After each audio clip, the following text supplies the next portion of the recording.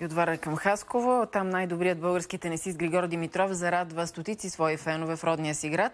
От днес Гришо е почетен гражданин на Хасково. За голямото посрещане сега Димитър Иванов. Митко, здравей!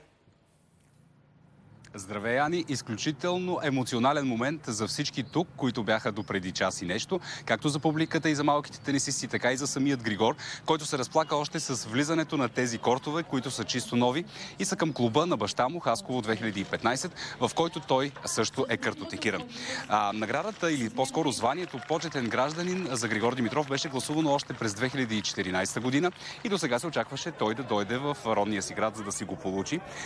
Хиляди хора очакваха с трепет това, а стотици малки тенисисти от цяла Южна България имаха възможността да играят срещу най-добрия ни тенисист. И нещо любопитно, Григор опроверга информациите, че вече не е с Никол Шерцингер.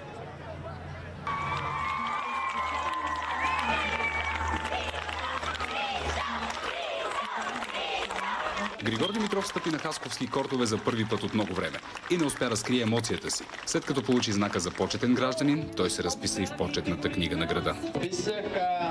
Обичам мой град. Да се пребрежа в родния град.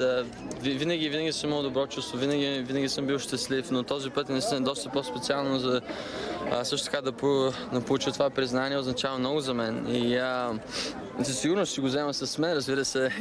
Започнах от тук, започнах с двамата ми дядовци, с тяхната пенсия, за да ми вземат първия билет. Сред мечтите на хасковията е да се разходи из природата в България, но не се чувства виновен, че понякога отказва турнири. Това си изцяло мое решение, но пак казвам, аз като играч и като бос на отбора си приемам това нещо, така че приемам и критиката. Григор развенча слуховете, че се е разделил с Никол Шерцингер и сподели какво би и казал, ако я доведе в Хасково. Добре дошла вкъщи.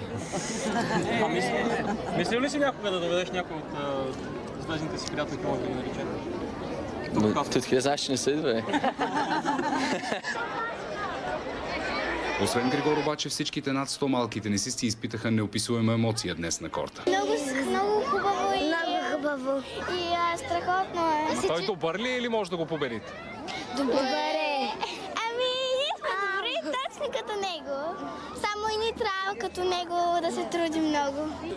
Искам да стана като него и още по-добра от него. Матчът на кортовете приключи без победител, но с пожеланието за още много победи.